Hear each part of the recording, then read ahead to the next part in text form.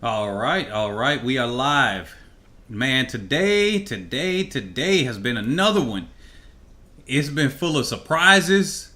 We got somebody that got humbled. Somebody got humbled, and I tell you that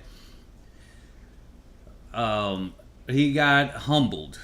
All right, y'all. I'll say it again. He got humbled. Imagine this was somebody else that everybody loves to hate. Well, she brings it on herself. And imagine if something like that happened. And yeah. Oh, wait a minute. We don't have to imagine. But in any case, I'm going to let everybody trickle in because today is a very, very interesting day. Today's very interesting how we got this one. We got a lot of things that are going on. I'm going to cover a lot of things. Let me see. I'm going to pull over the image. I was outside. I just got rained on while I was watching this. Hopefully my phone isn't going to break. But let's see. I got the screenshot from him falling asleep.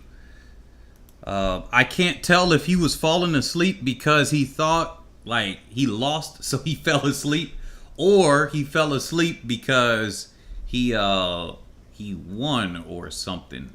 So I don't know whichever one that was.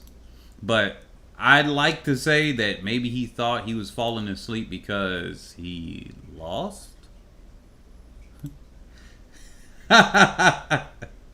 You said in all caps, no more showboating for Tobogo. Lost the win by 1/1000th of a second. Zen097 said.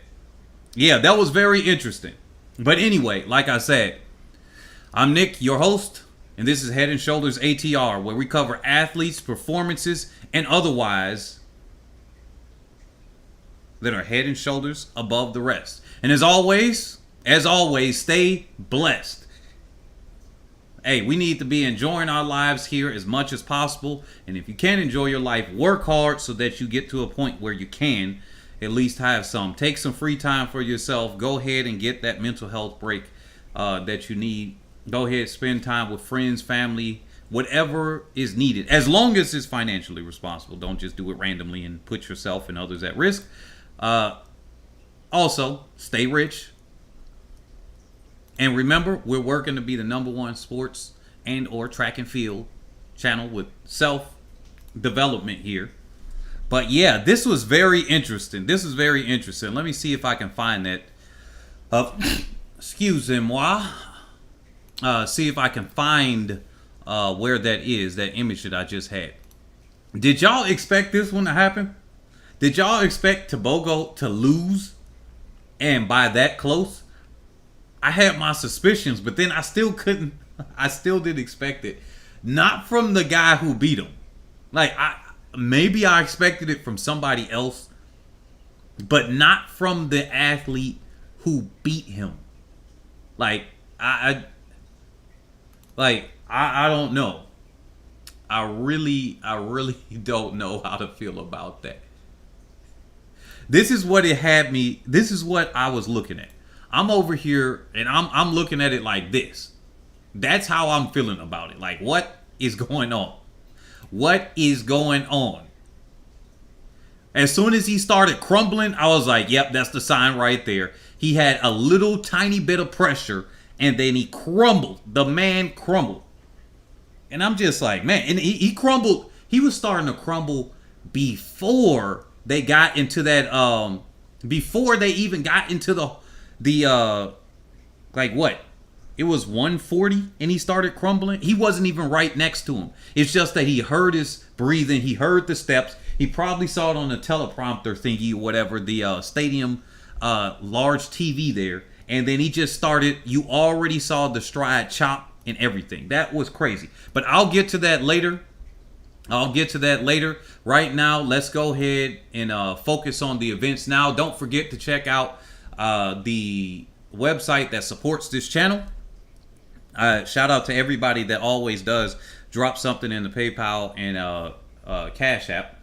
But go to trackstars.io. Like I said, we are working hard on that animation. We're working hard on the video game concept at this point.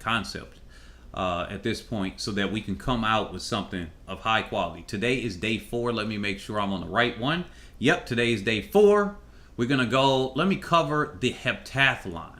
The heptathlon, since that ended off with some very, very interesting results at the end of that. If you're just joining us, smash the like button. We've got people out here, they haven't even smashed the like button. I guess you guys don't like the video right now. We got people out here, smash the like button. Let's go by the points. Right here. I like this move. I like this move. Right here. I like this move that's going on here in the heptathlon. All right, y'all. I'm going to have to end it right now. We ain't got people liking it. That's telling me that people aren't liking this. So I'll just end the whole thing now. Let me just go. Maybe y'all didn't like the post I did earlier. So if this isn't something that y'all want me to show, I will just end it here. I know that people said they don't like videos as much just due to you not being able to see the dislikes. But hey, you know, people are leaving or whatever. If that's the case, we just have to end it here, because if you ain't liking it, I know that this isn't the content you want me to show. But okay, we got the likes up. Thank you guys. But I like this in the heptathlon here. I like this in the heptathlon. We had Redl, Serena Redl from Germany. And she was about, I think, 34 points down, which means she had to beat her compatriot by about 3 or so seconds. I think every 1 second they said was 14 points in the 800. So she had to beat her compatriot by that much. And I was just wondering why Sprengel just didn't go out harder to be back on the end of her. But at the end of the 800, she beat her 225.56 right here on the side, but you can't probably see that on your screen, to 230.83 or 82. So she pushed herself up from bronze into second. I like that. But congratulations to Saga Vaninen of Finland, 6,084 points. You are the winner of the U20 women's heptathlon. Then we got Serena Redl of Germany in second, and then Sandrina Sprengel in third, both of Germany. Both of Germany. All right, here we go. Yeah, this was some very interesting things here. Tobogo did think he won that one. What I saw was interesting is that John put a tiara on her head after she won the 400. I thought that was really interesting. Here are the women's pole vault that happened in the morning. That was a final, so I'm going to cover that right now. We got Hannah Mole, the twin sister that was not expected to win. She won it all. 4.35 meters for the United States. Congratulations to her. Then we got Chiara Sisterman and then Jane Ort of Germany. They got second. Both of them 4.3 meters. Both personal best, but on the count back, it went to Sisterman. Also, yesterday, remember in the 100, remember what happened in the 100. Let's see if they corrected it on the results here. I have to cover this one just in case some people didn't see it, some people have not seen it, but I'm sure most of you already know. There is a tie for bronze. So what winded up happening is there was a difference of 1/1000th of a second difference between Jackson and Cito. And so the Netherlands crowd, they paid their $100. They went and protested. And I guess World Athletics could not prove that it was a difference of, like they couldn't tell the difference between both of them. So that means this finishing photo, which I did not look at. Let's look at this finishing photo right here. They couldn't tell the difference between here. And you know, when I think about it, maybe Christian Coleman should have protested at the World Indoor Championships. I know it might have seemed like a sore loser, but if it's something like this, hey, if it's into the thousands, I'm protesting. I'll protest every time. This has just been a lesson here. So both of them were awarded. It is very, very difficult to see. Very, very difficult to see, especially because you're seeing her at one angle. If there were cameras on both sides, that'll be something else. Who knows if they do have cameras on both sides. But is her chest actually right here, or is it at the other point? It's different when they're not leaning straight and then an arm is blocking it. So they awarded both Cito and Jackson a tie bronze. So congratulations to Cito to get that upgrade from being out of the medals, pushing back and fighting against that, and getting yourself a tie for bronze. So congratulations to her. Let's go back over here. We got the 800 heats. We're just gonna go through. We're gonna go through the summary of the qualifiers. That's all I'm gonna do. We got Germa, Kashan, Lewalski, actually, all Swede, Sobu, Dudicha, Lazaro, Blake, Hitchcock, Harding, and Skupin Alpha. And that's your qualifiers for that group. Then we got Hussey or Hussey. It just depends. I've heard the British announcers say Hussey, so I'll stick to that one. I think he was in the 1500, so he's coming back. Many of these people were in the 1500 as well. Rodman, Hassan, Kitlinski, and then Boys. So those are your qualifiers for that next round. Already covered the pole vault, qualification for the triple jump. We'll skip through that one. We got the heats, so we're going to go through the summary of the women's 1500. The women's 200, not too much of a summary there. There were some DQs that happened, so I'm going to skip that one and go straight to the evening to the 4x100s. This was very, very interesting how these 4x1s went. Anna Brown said Cito deserved that. Glad she did. Yeah. Now, here's the summary of the 1500 women's making it through to the next round. We got Chebet, Kojak, Sawada, Osgard, Halem, Monanen, Barnett, Arnadillo, or Anadillo, actually, Mekonnen, Wiley, Shep Karui, and then Verster. Let me make sure nobody else made it through. Okay, those are your qualifiers there. So we got a mix of people: United States, Norway, Turkey, Kenya, Ethiopia, España, Republic of South Africa, Mexico. Just missed it. So we got a mix of different nations that made it through. Here's the 4x400 meter relay.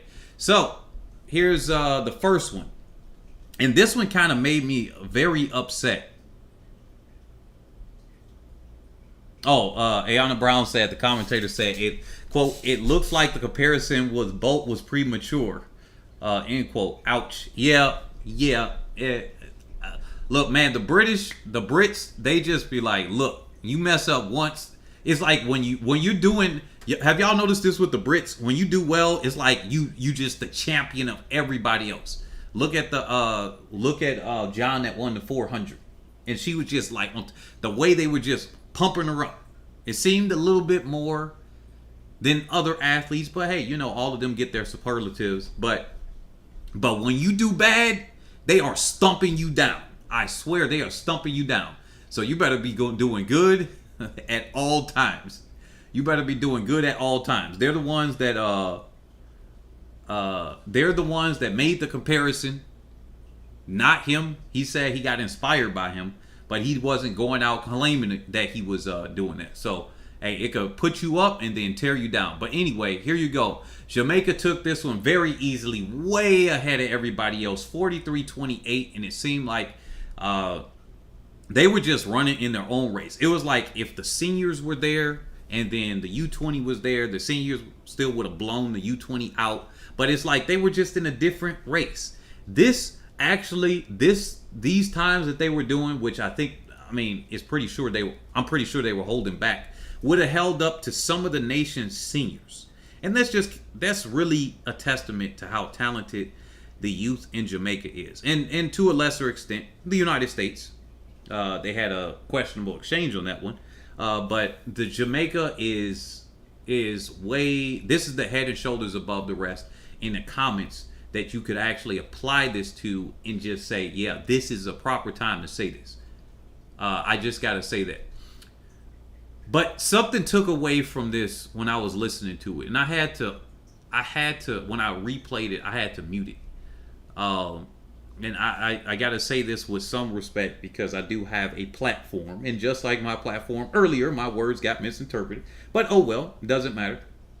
With the post that I did earlier, Meadows was really taken away from this several times. I forget who's there. I don't know if that's Steve Cram. I can't recognize the voice. I don't think it's Cram, but somebody that is the co-commentator. He sometimes jumps in to get her to stop talking, or he just be like, "But anyway," and then he'll cut in here and there because she just was like, she said the names completely wrong. I'm like, she got a list of names in front of her, just like we see the list.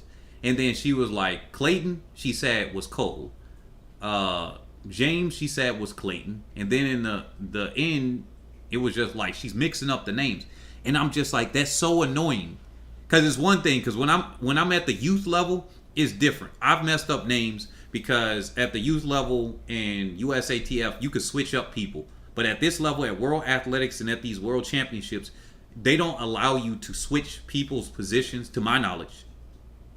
And so whatever name you see on that list, that's the name in the order in which they're going, even if you don't recognize the person. And I'm like, either she's not looking at the screen, she can't tell the difference between the athletes, which is fair, because sometimes I can't tell the difference between some athletes, but it was very distracting. And she's been doing that this entire time, saying some little like stuff that distracts from. What do y'all think about that one? Because it is to the point where I'm just like, okay, messing up names, that's one thing. Everybody messes up names, but some of the other stuff, it just kind of distracted. I had to mute it half the time. But anyway, Italy in second,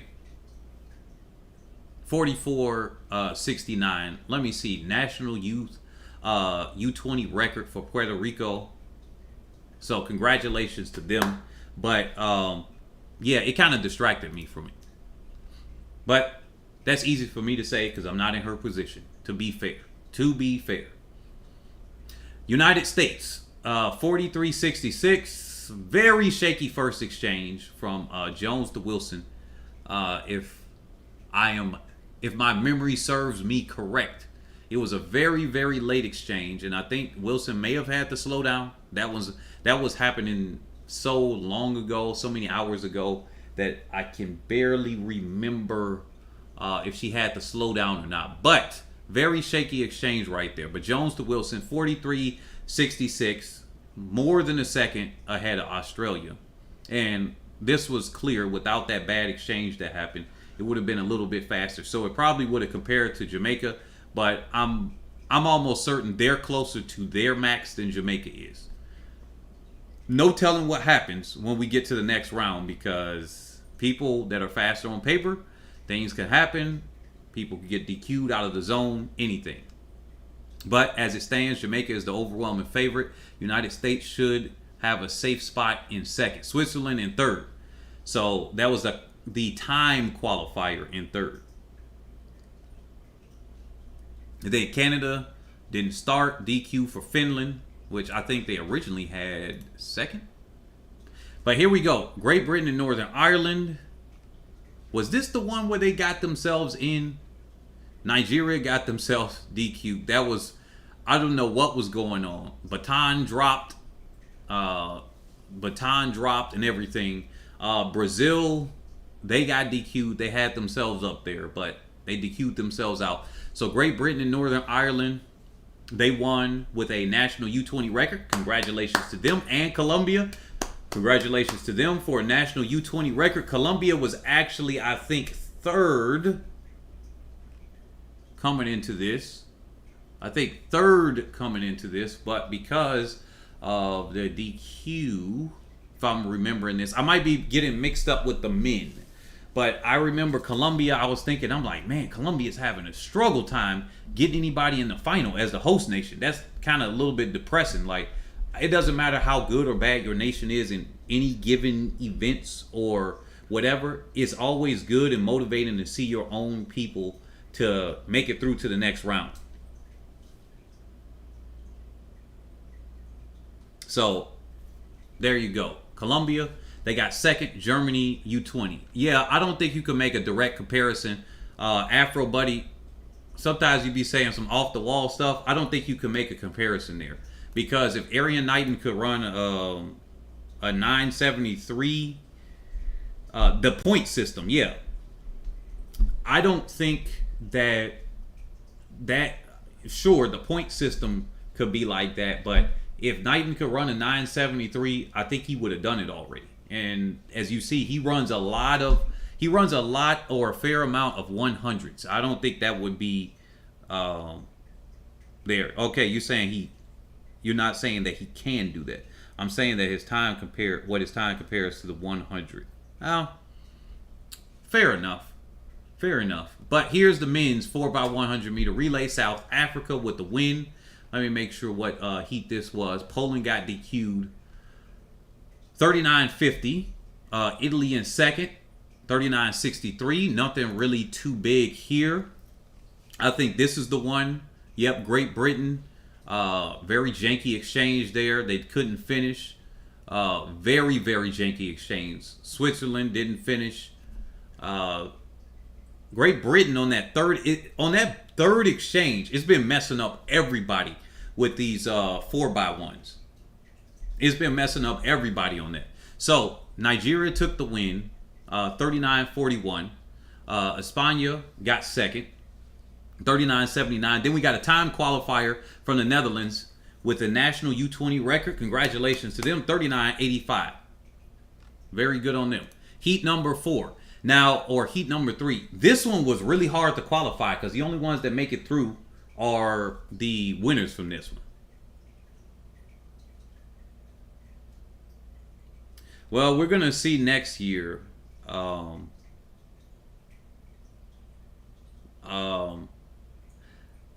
think we're going to see next year with Tobogo. I'm going to stay on topic here, because sometimes y'all be ahead, or y'all talk about y'all own subjects in the comment section. But I'll say this one. As far as Tobogo, we'll be able to see how he stacks up to Arian Knighton, because while he did run that 1949 at that LSU track, we will see Tobogo probably run at LSU a couple of times, or at least on similar tracks anyway, if he's going to Oregon. So we'll see it in a second, in only a year from now. So we got Japan with the win, 39.12. And they got this win after, let me look here. Germany didn't finish. They just messed up all around. Botswana, their first person really just jacked it up. They ran on the line, just all over the line, and got themselves disqualified. So that was unfortunate. Peru national U20 record, 40.96. Congratulations to them. Japan got the win. Surprised me that they got the win over Jamaica. But then Krumi, did anybody find out what happened to Krumi? Because it seemed like he pulled up or something. Like something happened, or he stepped funny. And of course, I didn't see any interview afterwards. Some people might have gotten it. We got D'Angelo here. He normally is the resident sleuth. That's what we named him in the Discord. He finds out all of that information. Does anybody know what happened to Krumi? And is he going to be okay to run in the final of the 4x1? Because when he came out and whatnot, it's like he got halfway through that curve and then something snapped. He was able to keep trucking through, but it seemed like he pulled up. And I don't know what it is this year. These athletes are trying so hard. Dina Asher Smith pulling up on the curve and then finishing. We had another relay squad where somebody pulled up and still finished, and they made it through at this U20. It's just, what's going on with this one?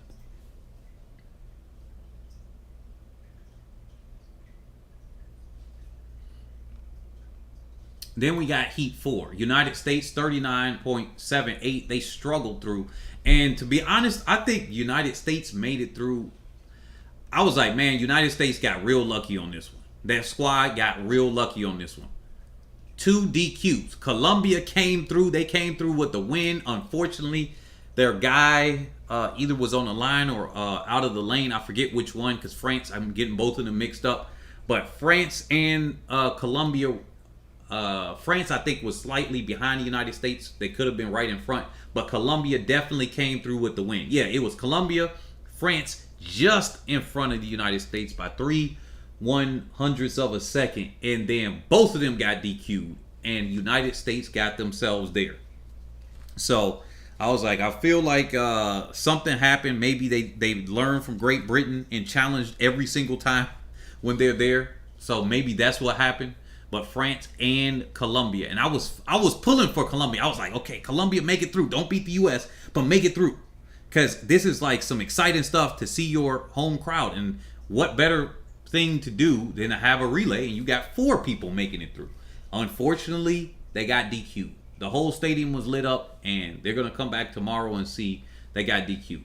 National U20 record for Finland. Unfortunately, they didn't make it through, but congratulations to them, 40.04. So, here we go. What are we at now? Pole vault, men.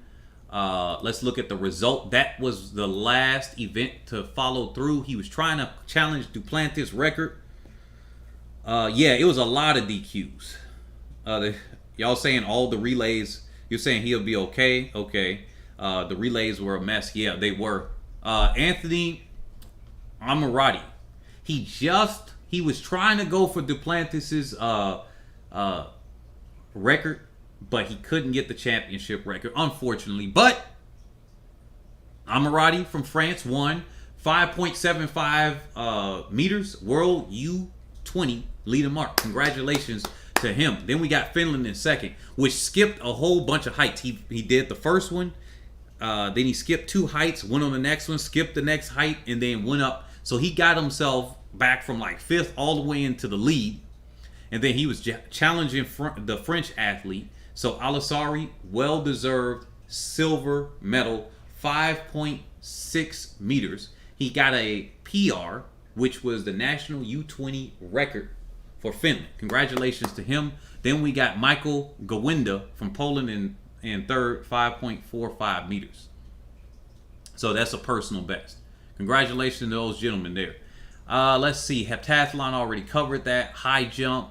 We're going through that. The semifinals for the 200. Semifinals for the 200. I swear, I can't tell. It's like a competition. No, LSU's track is not faster than Oregon, at least on paper. It's made out of the same material, if I'm not mistaken. But Oregon is the newer track. So it's kind of like which track is settled. Because one track could be newer and then more bouncy. Or you could have a track that is, quote, settled in like a year or two, and then, or a few years, because Oregon's track has got, what, a year and a half or whatever settled in. So that should be good enough. Many of the collegiate tracks are made out of that pour-on surface. I forget the company's name, but they're poured on. I think it's the same track at LSU, but they could have a Mondo track. I have no clue. But it's not Mondo. But Jingy made it through the semifinal, and I swear, she just looks like she just tries very hard.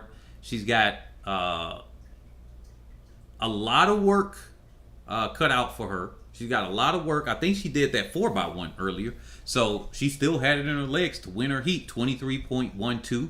She tries very hard. I think she's going to be one to look out for in the future if she keeps it up at the rate she's going. Then we got Manolidou from Greece, national U20 record, 23.2. Congratulations to her. Then we got Garcia from Cuba, 23.40, personal best time qualifier here. I think it's a competition of who looks the most disinterested between Brianna Liston and Clayton. Like, I don't know. Like, both of them just look disinterested. Like, Jamaica's whole apparatus when the Jamaicans win on the women's side is to look as bored as possible. I remember that time Liston earlier this year was chewing on gum and just running. Like, chewing the entire time and then running.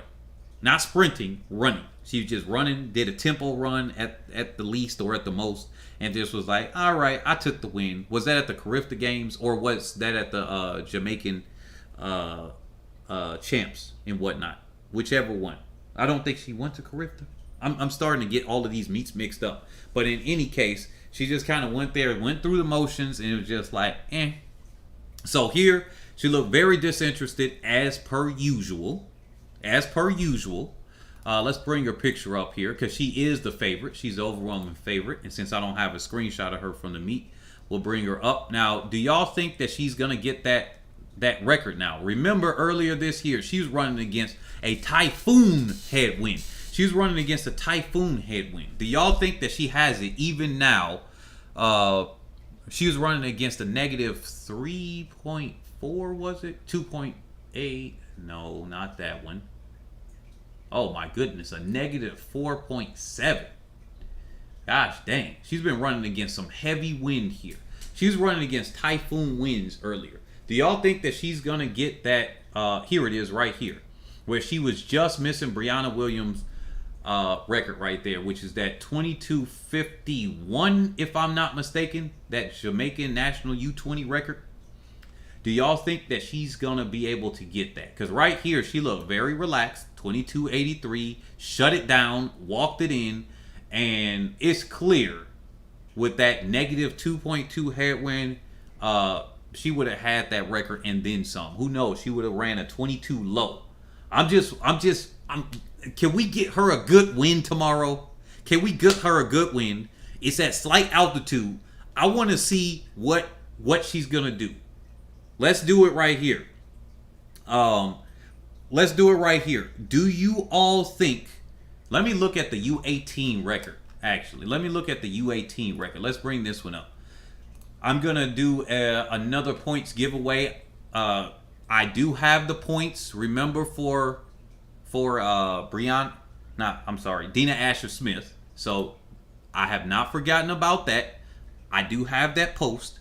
So everybody that commented on that at the end of the summer, like I said, I'm going to post that up because points will be given out, and then I'll be having giveaways, whether it's cash, maybe an NFT, maybe early access to the video game and a free access to a video game, because if we do have it where it's free to play, then you'll get perks or whatever. We're going to do that. And if we ever host track meets in the future, you get a free seat. We're going to be doing all types of stuff going forward. But let me look at this. What is the U18? Wait a minute. Does she qualify for U18? Yes. Oh, no, she doesn't. No, she doesn't, because she's 18 now. It's under 18. So the U20 record in the 200, I'm not sure if she can get that one because that's in Boma. Do y'all think that she can get the U18 or the U20, 2181? Do y'all think that she can get 2181? And then second question. I might make a post of this. So before the race goes off tomorrow, and if you guys want to be eligible for those points and the giveaways and things that we do for the future, definitely comment on that post. But I'm going to ask you guys, what time do y'all think that she's going to run?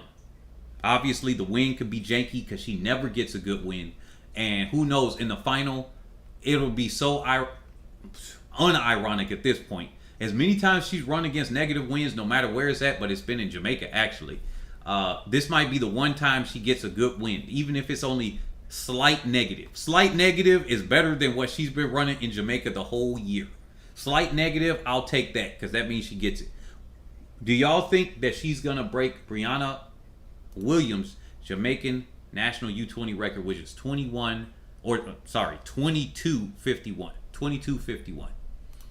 And then at that, what time? That's what I'm going to leave you guys to comment tomorrow on that post. So don't forget. Then we got Bray Pedersen from the United States, 2295 personal best. She looked like she can go a little bit faster. She was trying. She was trucking. I think she's about at 90% effort. And she was looking around, so she didn't have to go too hard. She just had to keep close enough to Liston. And then Liston was able to walk it in that last about 40 meters, and Bray Pedersen was still trying pretty hard.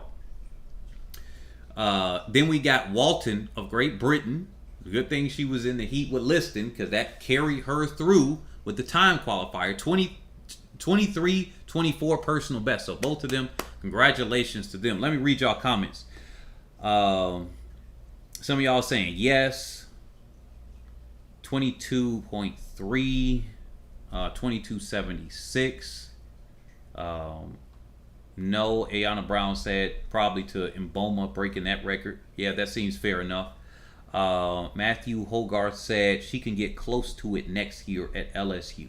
Yeah, because she'll still be U20, and if she goes to LSU, and since she is going to LSU, she'll have another stab at that 21-8 and change. So, and LSU is an excellent place to go and become a great 100, 200 meter athlete. So, if you're not staying in Jamaica, LSU seems to be the spot to go to. 22-32. Interesting. So, y'all thinking 22-3. Okay, we'll see. The Frank Wise said they should do a Jamaica fastest kid race, Tina versus Brianna at 150, like the one from the 90s. That would be very interesting. That's I still would think that Liston would take that one. I think Liston would take that one pretty easily. Now we got the final. Excuse me. Now we got the final one, which is Jayla Jamison from the United States. Very good on her. 23.01. She just did what she needed to do. Alana Reed, she was very happy. 23.16. Both of them were holding back. Reed wanted to take that win. I know she did, because a couple times she tried to make a move and she was like, and then no, no. And then I think Jamison probably responded a little bit, but they both held back. They both can give more. So this is going to be very interesting in the final for the minor medals to see what happens. Congratulations to them. They made it through. Let's look at that final heat. Hopefully they have it up, unlike yesterday with the guys. Yes, we got it. Let's see what the lane assignments are. Oh my goodness. Reed got a lane 8. Well, she's going to have to be running blind. While the bend is not that bad, if she was I'm not sure what type of bend runner she is, but she's going to be running blind. Jamison right here is going to have an advantage over her because she can see her on the outside. Liston is just going to be, she's going to eat them all up. So Liston could probably pull Jamison through. Jinky will be blown out by Liston, so that'll be hard. She's going to be disconnected. Yeah, this is going to be a very, very interesting matchup here. Being disconnected will maybe give Bray Pedersen a chance to cue off of Jinky because she'll be on the direct inside. Liston's going to be way too far in front of Jinky because she's just way faster, especially if she just runs like for real. If she runs for real instead of just running to win, then she's gonna blow everybody out of the water. So she's gonna blow everybody out of the water. But if she just runs to win, she might hold back. It'll still be ahead of everybody, but it won't be as disconnected with Jinky because Jinky does run a good bend. Jinky does run a good bend. I've seen her multiple times. This will be good for her, depending on how Liston runs the race. If Liston is disconnected, I think the advantage goes to Bray Pedersen in front of her for that minor medal. Now, Jamison and Reed, y'all saying that she's a good bend runner. So between Jamison and Reed, I don't know about Emanuelito from Greece. I'm not sure what she's going to do in this situation. If she's got a good bend runner on her outside, that's good to cue off of. But yeah, I'm excited for this one. The only one I'm sure of is Liston. Everybody else, it seems to be a big wash because on paper, you got the two Americans that are faster than everybody else. Jamison was definitely holding back. Bray Pedersen was darn near at her max ability, and Jamison was holding back enough that even if she ran in the 22.9s, you could still say like, okay, you could still see her going for more. But then Reed still looked like she could go for more. If it goes to paper from how I'm looking now and who's blind, because Jamison still has a slight advantage over Reed. Reed could be a good bend runner, but Emanuelito and Reed are to Jamison's outside. As long as she doesn't lose her cool for getting blown out of the water from Liston. Because remember, Usain Bolt, he said he was talking to what's his name on his outside. Remember when Jamaica swept the 200? Usain Bolt went to his outside and said, "Yo, hey, just focus on your own lane. I'm gonna be coming out hard." He just told dang, I'm losing his name. He told his compatriot and said, "Look, focus on your own lane. I'm gonna go out hard." So he tried to get him to focus so he doesn't get shook. As long as Jameson stays focused and doesn't get shook and says, "Okay, I might not be able to get Liston unless she's off right now. She holds back too much. Unless I have a fantastic race. I need to focus on what I can do." And if she has studied her opponents very well, and she knows that Reed has a good band, Emmanuel Lito is going to be queuing off of her. She needs to stay in contact with them while also being aware of Jinky. Yeah, Warren Weir, thank you. Yep. So that's gonna be very, very interesting. But I love speculating over some of these races here, because just from a coaching perspective, when I would speak to my athletes, that's what you got to prepare for. You got to prepare them from different scenarios coming into these races. If this happens, boom, because you can kind of prepare a little bit, but then the gun goes off, race plan goes, you turn white, you just like, hey. But if you practice them good enough, the race plan should still come to form, and depending on how your body feels. So, but definitely one thing you can get them to is if somebody blows you out of the water, do not panic. That's the one thing you can at least plan for. If everything else goes out of the water, you plan for them not to do that.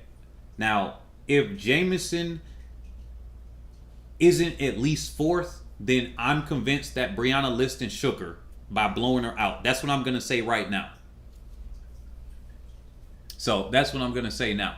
So I'm going to say Liston with the win. Anybody from Jinky, Jameson, Reed, I think they're in it for the medals. Bray Pedersen will be lucky to hold on, but she might surprise. Garcia could surprise here, has been running PRs, so just depends on how our legs function, but she did not look too good coming in. Walton is going to have one heck of a tight curve. I just can't see that her outdoing it, but weirder things have happened. People have won world championships out of lane 1, and they've gotten medals out of lane 1. So let me move on to the next one. 400 meter hurdle semifinals for the men. Let me see. Y'all are saying Afro Buddy said Tobogo goes home devastated. No wonder he is not talked about like Knighton. He lacks discipline. Don't shut it down after the first 100 meters next time.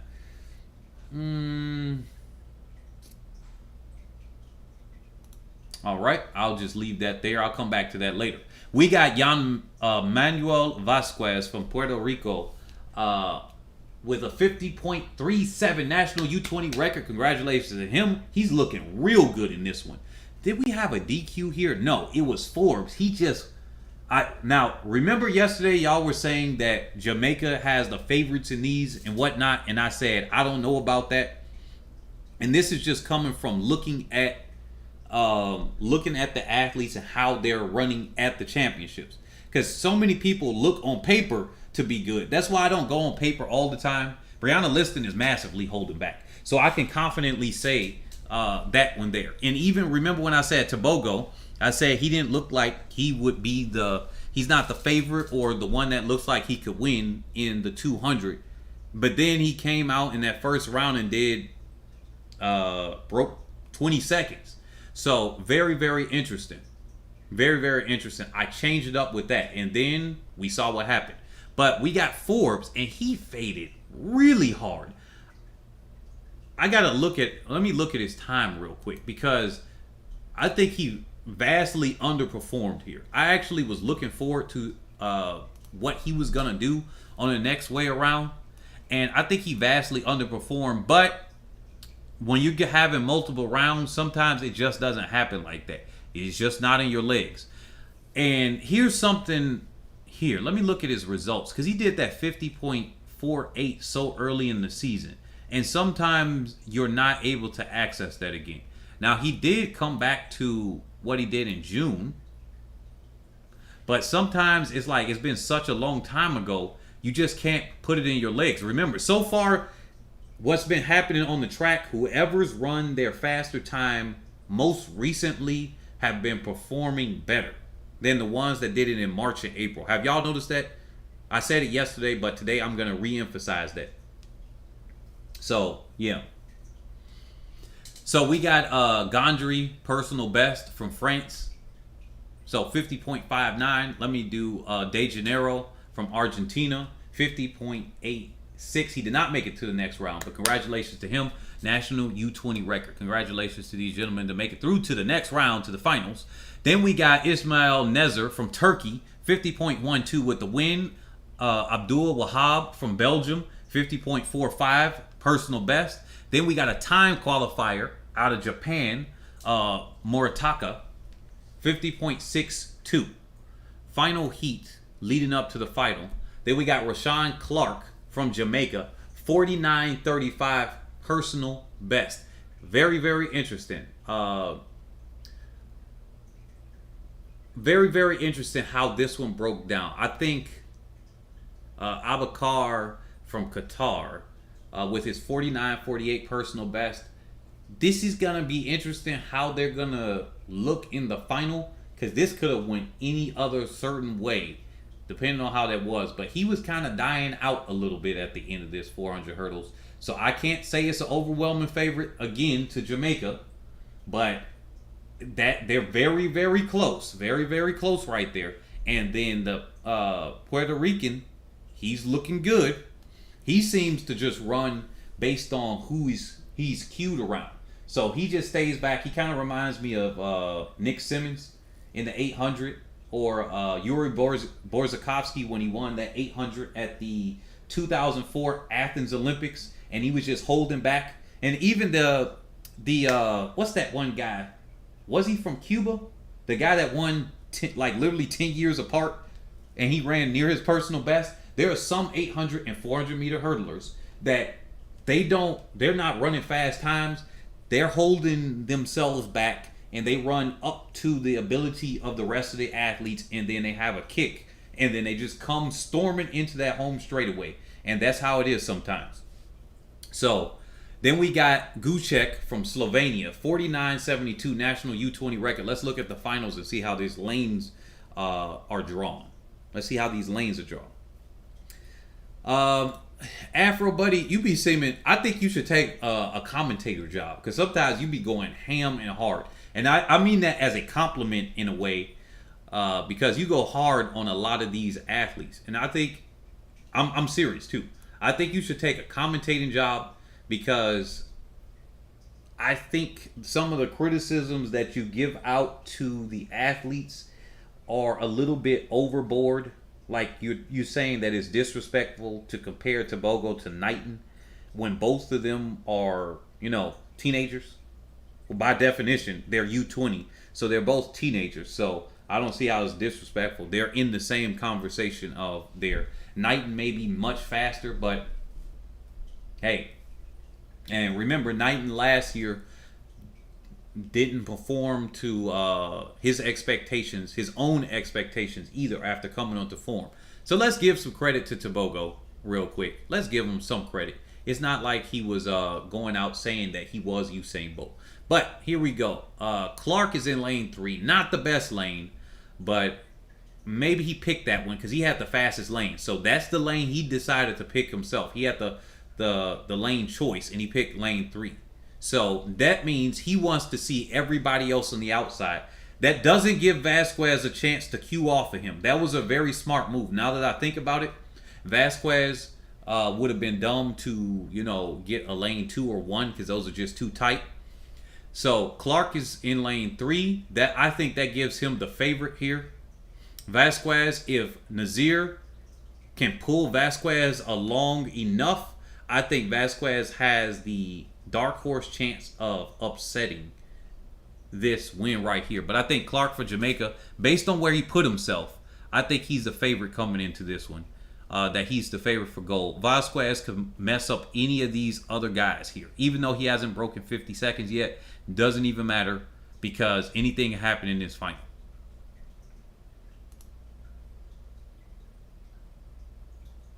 Let me see. Where's the next event?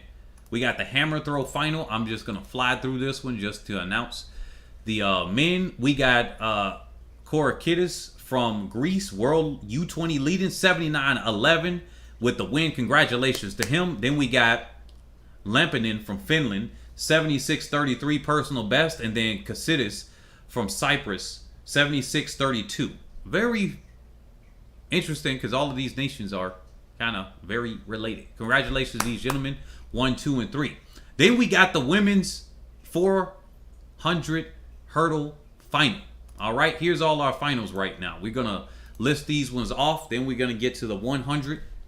So, the United States took this win in the women's 400 hurdle final. So, Akela Garrett with the 56-16. She had her sunglasses on. She had herself, I think it said Ward Strong on her arms. I got that screenshot somewhere, but I was out, so I don't have all those screenshots ready today. But Akela Garrett, she was really just running this one. Then we got Carlson doing very well to get second for Sweden. Then we got Michaela Rose. So United States got first and third. But definitely Garrett will see another chance to come back at the U20s because she's only 17. And she's got a gold right now. So looking at her, she's got a pretty good future ahead of her. Pretty good future. 56 at 17 years old. Nice. Congratulations to those ladies right there. Then we got the 3,000 meter steeplechase. They kept it on the hurdles. So let's see here. The women's 3,000 steeple. We got Faith Cherotich of Kenya, 9:16:14. She was just out of the championship record time. I think that was a 9:11, but she would have been standing on hollow shoulders or very, very hard shoulders to break with the championship record. But still, congratulations to her with that win. Then we got Sembo Almeyu from Ethiopia in second, and then Meseret Yashane of Ethiopia in third. Congratulations to those young ladies there to get first, second, and third. Very interesting 3,000 meter steeplechase. It was just East Africa went straight to the lead. Now this one I thought was are the junior hurdles the same height as the senior ones? I think the U20 is the same height. Now the U18 is a lower height. This is why they just keep doing U20s now, and I think they have officially canceled and put to bed U18 because some of these records that were set at U18 are the records, like in the 3,000 steeplechase. That was a U18 record that was set, but they're using that in the U20 as well for the championship record, even though that was set in Temperi 4 years ago. So very, very interesting how they have all of that set up. Let's see. Let me see. Oh, yeah. This is what I wanted to put on screen. Where is this at? Okay. Gimme Mary John. Man, she had the whole thing set up. She was like, look, I'm going to put on the crown right here. She had the crown set up. And then she put the crown on, what's his name, from South Africa when he won. I was like, man, is she shooting her shot right here? I don't got the screenshot from that one, but y'all go back and see that one. She put the crown on him. And they were over there celebrating as winners of the 400. But she put this one, she put everybody else to bed. The favorite was nowhere to be seen. Got knocked out of the other round from the United States. So USA didn't even have a finalist in this, unfortunately. So she came in and she said, look, I'm going to do this one. Let me see and double check her age. I think she's 19 now, if I'm not mistaken. Oh, no. Okay, yeah, 19. So she will not be coming back at the U20. So we'll see how she transitions to be at the pro level. But a 51-50. And you know what? I think I enjoyed the celebration. I enjoyed the showboating because for some of these athletes, these are going to be the only time that they're going to be able to do it on the, quote, world stage, right? They could do it at their own championships. Let's say some people will show up at the Pan American Games. Some will show up at the what is it? The Continental Athletics Conference or whatever that is. The CAC. or whatever, or NACAC, which is the North American one. There's two different one of those championships. Continental American Championships and then a North American Continental American Championships. It's kind of weird. Some people will only be able to show up at the European Championships, and some will only be able to show up at the All African Games or the African Championships. So I think that them putting on crowns, them showboating and stuff, I like it. I like it. And then we got Damaris Mutunga for Kenya. 51.71 national U20 record. So Kenya's looking pretty good. They always have a good youth 400 meter athletes. I wish they could always transition them to the adults. Sometimes they medal in the 4x4. Sometimes they get a medal in the 400 hurdles. And occasionally, very rarely, they get a medal in the open 4. But they definitely do have athletes that can qualify for the final. Like this year's 800 athlete. He qualified for the final of the 400 in either Tokyo or Doha and got 6th. And then he just dominated in the 800. So it's very, very good. Then we got Rupal for India. Now, she was getting out hard. She was in the lead for a second. Very, very interesting. Let me see how old she is. Let's see how old she is. For Dot Rupal. So 17. So that means she's got another championship to go. Very, very interesting. Let me look at Mutunga. I think she's 18 if I'm not mistaken, but I could be wrong. 16. Okay, so we're going to be seeing some of these athletes come back in the future.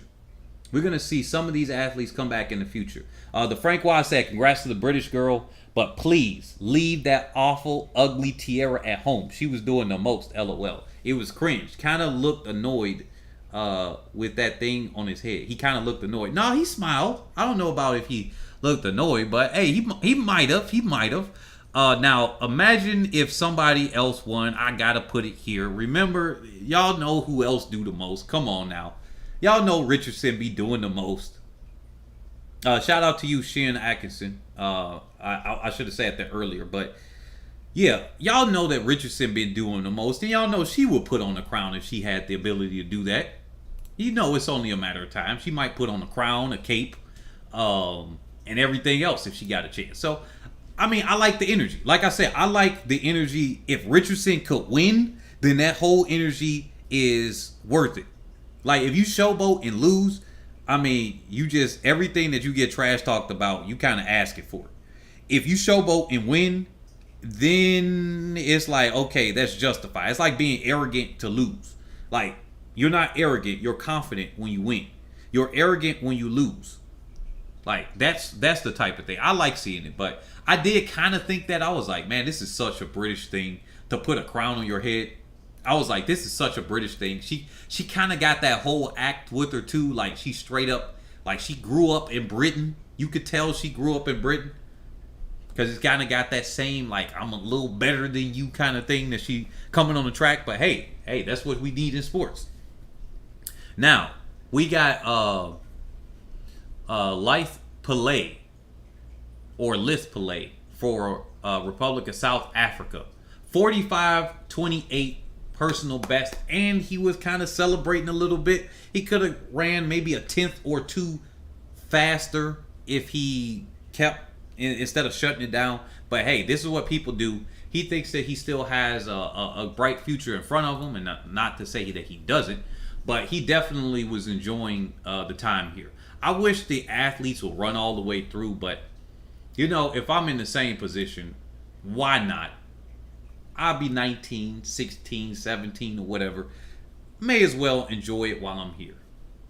Then we got Stephen McElroy. You guys are right. I'm selling my shoes. I probably only get like $2 or $3, so I'm gonna give that away to somebody. So I did look up. This is the first black guy I've ever seen out of the United States with this name called McElroy. Never have I ever seen that. So I was wrong on that one. So I came back today. I looked up as much as I can see, and from Ohio to everything, I hear them say McElroy over and over. So, Nighton is coming is the second coming. That's all I will say, Afro Buddy said. Going to eat dinner. Okay, I'll see you later. Then we got Yusuf Ali Abbas of Bahrain with a personal best in third. So congratulations to them. And unfortunately, this athlete from Botswana, Kibanachapi, he just flopped hard. He didn't have it. He was playing around in the rounds. And this is one of those moments here. He was playing around, goofing around. He was enjoying himself. And then he didn't. So if people trash talk him, I can kind of see it a little bit. Because he literally was like, oh, I could win. Nah, never mind. You could take the win. I could win the semis. Nah, you could take the semis. And then in this one, he just didn't have it. The energy was not there. As you can see, 2 times African champ. World U20 champion. Wait a minute. World U20 champion. Hold on. What did he get the World U20 champion that I've missed?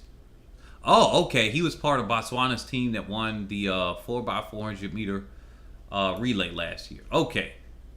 So, for him, he flopped very, very hard. I just got to say that. Especially, and then he got DQ'd. But he flopped very hard. Before the DQ, he just wasn't even in it. How did he get DQ'd now? Yeah, that's very interesting. And then Kennedy from Jamaica, DQ. Uter wasn't there. Atkinson from Thailand, Floyd. But there you go. Now we got the 200 meter. The Frank Wise said, I immediately thought Richardson as well. LOL. I hope Richardson doesn't see the crown thingy. Don't give her any more ideas. Hey, look, I'm pretty sure she been watching all of this saying, man, I could have went to the U20s, or I could have done this, and I would have, and all of that stuff. But we'll see. We'll see. Will she ever come back? That's going to be the question here. But we don't have to really worry about it for now. I take her on a case-by-case basis. She, at this point, until, I'll take it year by year. Like I said, if she got 3 years in a row, I'm going to say she's consistently inconsistent, which means now I'm going to say when she gets in high-stakes competition, she flops.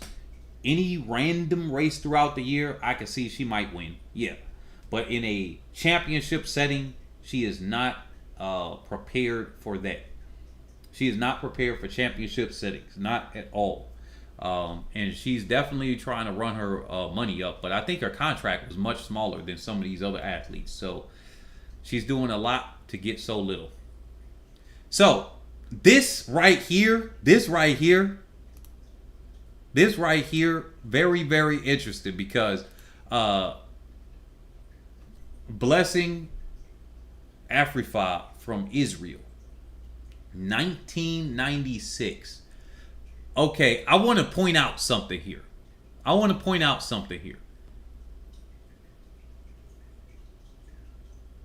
that came from him not leaning. Look at this. He thought that was a lean. He more so looked at the clock. What was he doing? Now that I think about it, he did all of that to lose, and he lost on a lean because he looked at the clock. Look how flat and upright his body is. Yeah, he lost that on a lean. He actually still had a chance to win this one. I know that he was struggling to come through, but the fact that he didn't lean that well, he put his head forward, sure, but his timing for his lean was either off or he didn't lean. I got to look back at that race. But I want to point something out here. Y'all see this? Do y'all see this right here? This is a negative 1.0 headwind.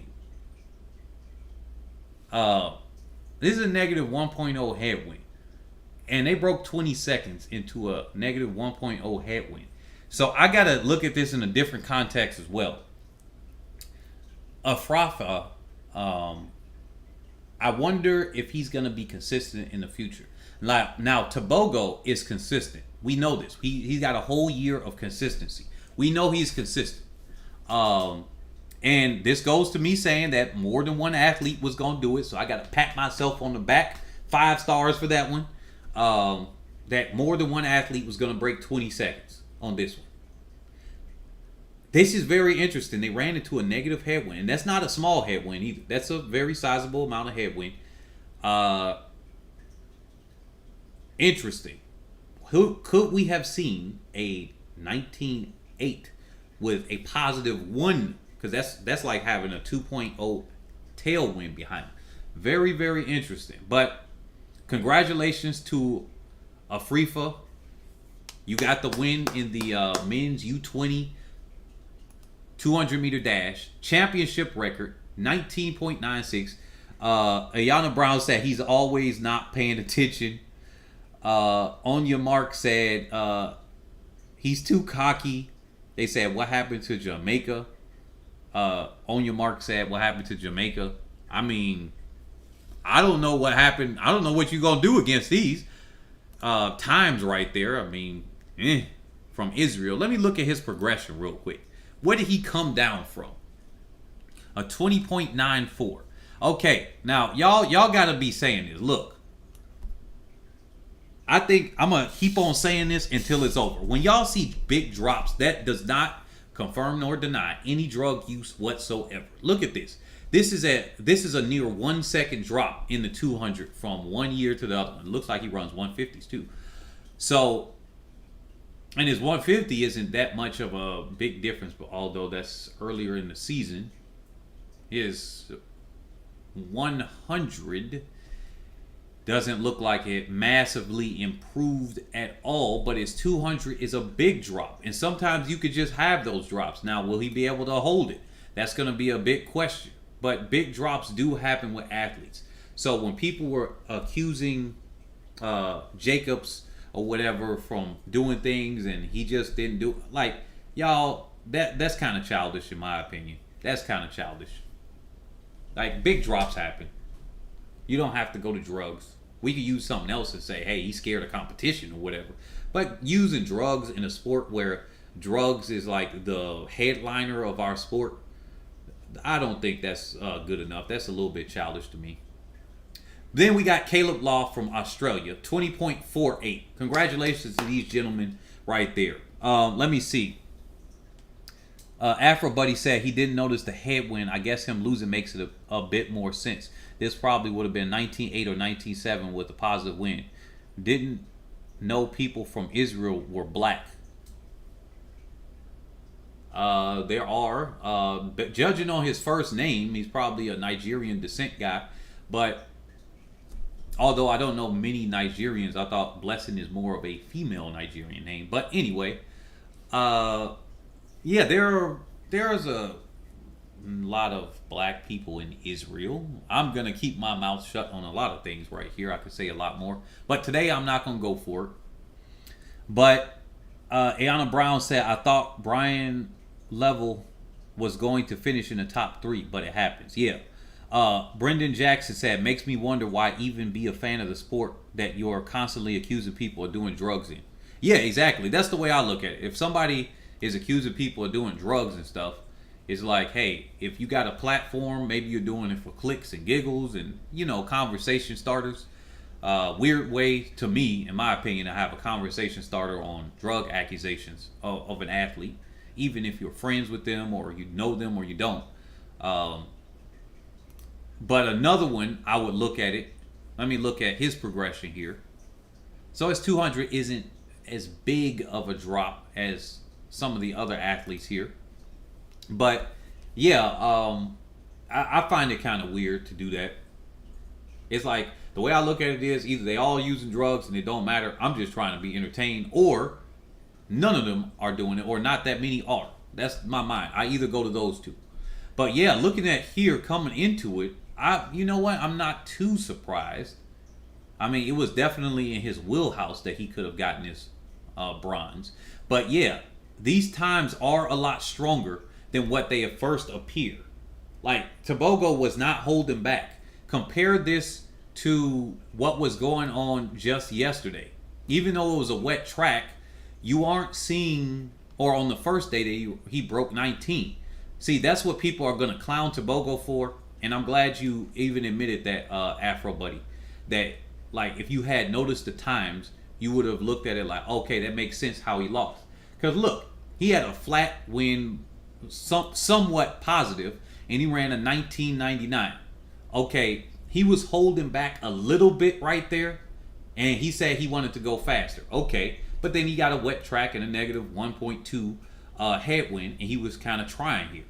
And still holding back a little bit, but trying. This one, he's holding back in a negative 1.0, But imagine it goes to this or any of the other positive win efforts that he has. It seems to be a little bit lower, but there you're going into 19-8. I think that's going to be hard to hold on. So I got to be fair for that. So I got to be fair for that. Let me read some of the let me read some of the comments here. Trevor Woodley said the quote Israeli dude is Nigerian. She is Bree Wayne said Africans and blacks are everywhere in the world. You sound ignorant saying that, Afro buddy. Yeah, I mean, black people literally populated the entire planet. The indigenous people in the U.S. and North and South America were black. Although you do have the red Native Americans, but you have many of them being the dark skinned and black Native Americans. The original Chinese were black. Even the Chinese have said it. So the Israelis, there are a lot of them that are black. Now, to say that he's Nigerian, I don't know to say that, because if he was born in in Israel, it depends on if you look at that like the religious thing or not. But if he was born there, then nah, he's not Nigerian. I mean, he's a Nigerian Israeli, maybe. But yeah. Snips, Trevor Woodley said, facts, I was just about to say that. I'm not sure who. I don't even see Snip's comments. Is he blocked on my channel? I don't think so. Ayana Brown said, every time someone runs a good time, you hear drugs. Like, stop. Yeah, exactly. I don't understand the people. The Francois said, when you are young, big drops are not that suspicious. Elaine went from 23 to 21, 66 in a year. Are you saying, wait a minute, huh? Oh, okay. It just, big drops are kind of random sometimes. So, yeah. Let's see, born from two Israeli parents just based off his appearance. Ayana Brown, a lot of the older 200 meter find it hard to break 20 seconds. Oh, okay. Gotcha. So now I've caught up to the comments. Yeah, a lot of the older people do find it hard. I question if any of the masters athletes are listening to this. I think that let me put it a different way. I think a lot of people can learn. I think we can learn a lot from the younger people, and this should just be a lesson, especially to the people that have children, to get them to. Parents are from Ghana. Okay, gotcha. I think this is a good lesson for us to take into consideration here as I look at tomorrow's events and bring that up to see what time we're going to come back tomorrow. We're going to be back at, looks like 6 again. Looks like 6:20 to 6:25. Let's see what finals we got tomorrow. We got the 4x4 heats for the men, the 10,000 meter race walk finals, women and men, men's 4x4 heats, the final for the 4x1s. This one is going to be very interesting. 400 meter hurdle final, triple jump. Oh, it's a lot of men's events tomorrow. I guess it was a lot of women's events today. We got the long jump women's final, 110 women or 100 hurdle semi. Yeah, it's a lot of finals. Yeah, it is the second to last day, isn't it? Yeah, so we're about to go straight into the finals. So this is going to be some very, very interesting events. I'm looking forward to it. So this 4x1s, they're about to be on fire. I think the 3,000 is about to be on fire. The 400 hurdles, that's going to be something to look forward to. The triple jump. The field eventers have been underperforming, except for the pole vaulters.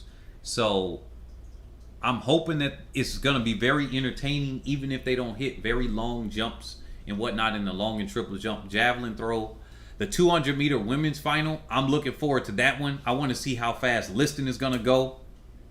But like I said, I think this should be a lesson to all of us having kids, if we have kids now, having them in the future, or if you are still a young person. Like, look, use your youth. Try to use that to your advantage. If you are an adult and you got kids, like, look, try to get them to have the plan, the discipline.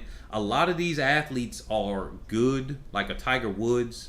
And when I say athletes or anybody good, you can appear to be an expert in something. Now I'm finished track and field. I'm going to go on one of those things where I talk for the next 5 or 10 minutes. Yesterday I stuck to 5, so I'm going to try to stick to it today, where it's a life lesson thing.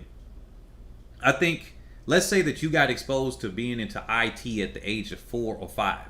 I got exposed to math really early. I was very interested in math, so I could do calculus in my head. I was able to do calculus in my head when I was, 13 or 14 or something like that, maybe even younger. But as far as I can know, at least freshman in high school. So I had already ate it up. I went into those Math Blaster games and doing all of those, and then I, experimented with the square. I forgot what theorem or postulate it was called, where you add up the squares. So 1 times 1 is 1, 2 times 2 is 4. Okay, the square, or this number squared. So 4 minus 1 is 3 plus 2. And then you add that on to the next one. Then you get the square of 3 times 3 is 9. And then you start getting all of those without having to know the next number. Those types of things, they seem to be automatic when you're used to them when you're younger. And so people are like, wow, you're so smart. You could do this. You could do this without a calculator. You don't have to write anything on a piece of paper. Well, yeah, because I was doing it when I was 4, 5, 6, 7, 8. So if you have kids, it's probably very, very good to introduce them, because other people are introducing their kids. The Chinese introduce their children to mathematics and all types of things when they're young. And so when you see some Chinese person, for the people that are from the United States here, or even the ones that are in Africa, because China is really making headways into going into Africa. When you see them and you say, wow, this person seems to have a lot of skill, or they seem very smart, naturally gifted, that's the word that people use. Maybe it's not that they were more talented than you. They just did it by repetition and over at a much earlier age. So it's very, very beneficial if we introduce our kids, our nephews and nieces, not even your own kids. If you don't got kids, you do that. Any athlete I've coached in the past that was a young athlete or collegiate age or younger, and even an adult, I'm always talking to them about their personal life. I'm asking them questions. Okay, how's this thing going? Now, I might ask them a question. I got to be political depending on the gender. And I usually only ask this to the with somebody else with me, because I don't want no questions asked whatsoever. And I'll be like, look, are you thinking about getting married? How is this thing going? And I do it all in a flat voice so they don't think I'm trying to ask them, am I trying to marry them? No. The younger athletes, I never ask them that question because I don't want anything to be misconstrued. But anybody that's like 22 or older that I've worked with as adults and stuff, be like, hey, okay, what are you doing here? How are you planning your finances? Have you thought about the career that you're going in? Because I always want them to be prepared if athletics don't work out for you. What else do you got planned out here? The pole vaulters that I work with, the sprinter. I remember one young girl. She's probably about 25 now, 24 or 25, if memory serves me correctly. That I remember I was working with her when she was 15 and 16. Her mom came out. She was very excited. They were like, Mr. Nick. I can't say my last name. I don't want to be saying my last name all over the place, but Mr. Nick, yada, yada, yada, I want you to coach my daughter. And I'm like, I really don't want to be coaching athletes like this or whatever over the summer. Like, I saw what you did with these other athletes. Can you coach my daughter? Okay. So then I start asking the parents, hey, what are y'all thinking about for college and all of these things? And she was only about 15 or 16. So these are things that we want to get early there. And so what I wanted up getting her to get into, she found out she had an interest in IT. I know 6 coding languages. And at the time, I think I knew 4, and I was working on the next one. And so, hey, look, I'm like, hey, Ruby script, Are you going into Microsoft? Because Microsoft has a lot of positions. You can get this IT certification through this company. You could either do it through a degree. But look, I got to be honest. If you go to get a degree, it's going to be 4 years behind. And then they're going to retrain you with their company anyway. I'm working at a company called, at the time, I think Low Mint, which was a startup company. I think they're out of business now. And so on and so forth. I exposed them early. Let me see. Let me read some of the comments. Trevor Woodley says, such a pity our people have to move to countries that hate us to get ahead, which is weird paradox when you think about it. And saying, at Nick, I was referring to the comment about Israel treating Africans badly. Oh, okay. Ayana Brown said, it's good to expose children to different things. Yeah, definitely.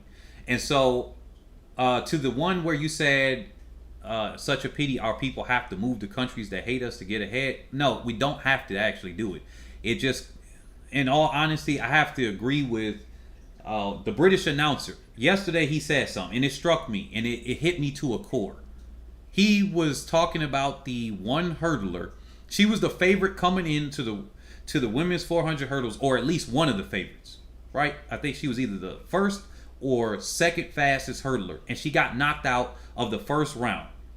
And she got knocked out on the final hurdle. She was ahead, she's holding back. She got knocked out on the last hurdle, then she went from first, and she was holding back so much she was barely ahead. So it wasn't even one of those things where she was ahead enough where she could fall, roll, and get back up and win. It was like she went from first, and she was at 5th place already, and she tried, and she just couldn't get it back on that final hurdle of the 400 hurdles. He said that was pure lazy. He said the move was lazy, and I'm just like, was that lazy? Then I had to think about it in context. Yeah, it is pretty lazy when you're holding back and you got so much ability of yourself. You could easily get over these. Compared to these other athletes, they're running races where you're running a tempo run right next to them. And then he said that was a total lack of concentration on her behalf. I think it's the same thing with a lot of us around the planet. If you are in Nigeria, and I run through this every single day. For the last 3 days, I had to cut it off because I literally was getting a headache, a heavy headache. And I say, how are you getting a job? Nigeria is the second most unemployed country on the planet. Yet it, quote unquote, has the best economy in all of Africa. Same thing that Germany's economy is fake, where they have the, quote, best economy in Europe. And then the United States has the best economy, quote unquote, on the planet, whereas so many people are homeless. Homes cost $300,000 something dollars on average, or the median home price. It's just ridiculous. But going by those numbers, I have to ask these people, and I'm hosting a workshop for them, and they keep telling me, "Oh no, they say I sound more Indian or in anything when I try to do an accent, but they'd be like, "Oh no, you know how it is around here. There are no jobs." And so I tell them, I'm like, "Okay, what are you trying to do?" And then I said, "Send me your CV." Half these people don't even want to send me the CV. First step, you're freaking lazy. If you don't want to send me a CV, and I've worked with people, I'm over here saying, "Send me your CV." "Oh no, that whatever you think will work. It's not like that over here in Nigeria." Give me your BS excuse give your BS excuse to somebody else that listens. I'm not going to listen to you. I got groups of people that I know can get jobs, that have gotten jobs. You don't need to leave the country, and you can stay here. So when we work on their CVs, I say, okay, what are you going to do? Data analyst, project management. Those are in IT. People don't know that. Project management, you might need a certification. I tell them to call the job. Ask them, how do I get this position? I said, you're probably going to get cursed out, because it happens in the US too. It happens in the UK. It happens here. These are all the places I've had people call jobs for. The formula works. If this were track and field and I was like a coach, I got world championship athletes. All you got to do is do my training and it works. So that's how it is. Let me see. Taper said, Trevor Woodley said, Asians are no smarter than anybody. They just are more disciplined and study harder. I'm gonna come back to that comment in a second. Taper said, I agree, you don't need to leave. And if you keep leaving, of course it would not get better. Okay, so Ochani Crossburn said, good evening. Did Jamaica made it in the 4x1 relay today? Yeah, the Jamaican women did. If I can remember if the men made it or not. Let me see the start list here, if they got it up here, because I can't remember off. No, the Jamaican. Oh, okay, the Jamaican men did make it. They're in lane 8. But anyway, let me get back on topic here since I'm done covering track and field. And I know some people don't like these topics. It is what it is if you leave. But I work through these people. Once I give them the formula, it works every single time. But I have to basically argue people down. And I kind of got tired of arguing people. And I'm like, look, you might be finding jobs that they'll tell me a job is $60K a month. That's Nigerian Naira, NGN, for the people that don't know. They'll say $60K a month, $80K. And I even know when a job sounds like they're about to pay somebody that. I was like, no, don't take nothing below $140K with your experience right here. And then in about 2 months, you should be able to move yourself and then say this, this, and this. Are you tracking what you do at work? How many phone calls you're taking? What you're doing here? Yeah, a Chinese company owns this. It doesn't matter. Because it could be a white company, a Nigerian person owning it, a black American. It doesn't matter. If you don't keep track of what you're doing, don't expect somebody to pay you more when you're asking for more money, because you ain't even keeping track of how many sales that you're doing every month. So I tell this person, if you come into here, your job is to interview the interviewer, not the other way around. They need you to work for them. You don't need to work for them.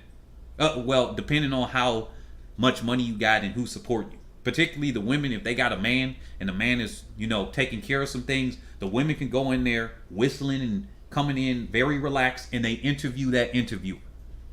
And they come in and they follow it. And I give them a particular formula, and it works every single time. Every single time. Somebody just a few days ago, maybe it's 4 or 5, but just before August actually, came in. It was a job that was offering $67K. And a lot of y'all don't even know what this means. The Nigerians will know exactly what this means. It was some job offering $67K, which the conversion rate was like 710 for the US dollar or whatever. So $67K, which is a very low paying job for the experience that they had. I'm like, okay, that's like a job you give somebody that's doing NYSC or something like that. Not you. So I told them to start interviewing the interviewer. Oh, I noticed that you'd say that we have to do this, and this word means sales. They didn't know that word means sales. So I said, this phrase right here means sales. Ask them what a sales job is. And so that's what we have to do to people. Now, getting back to the Asians being smarter or not, a lot of times, so we live in a system of white supremacy. Whether people recognize it or not or want to acknowledge it, that's neither here nor there. The facts are the facts. We live in a system of white supremacy. It's global. Every single country on the planet is infected with that disease. So you can have your own black people that are holding you down, your own Africans that are holding you down. You can have an Asian person holding down another Asian because it's white supremacy. It don't even matter. Now, all of that is built on anti-black racism, which everybody gets on code to hold and make sure black people are the lowest. They might hold each other back, but they'll say, hey, all the black people. And then there's another layer to it where black people don't even acknowledge that they're black. They're like, hey, I'm not black. I'm this, I'm that, whatever. Okay.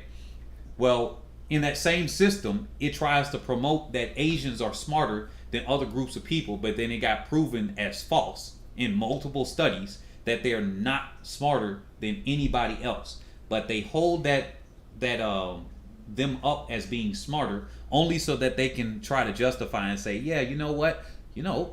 Asian people, Chinese people got a higher IQ. The blacks have a lower IQ. That's the only reason why they keep with that narrative, so that they can justify other things of holding and criticizing black people.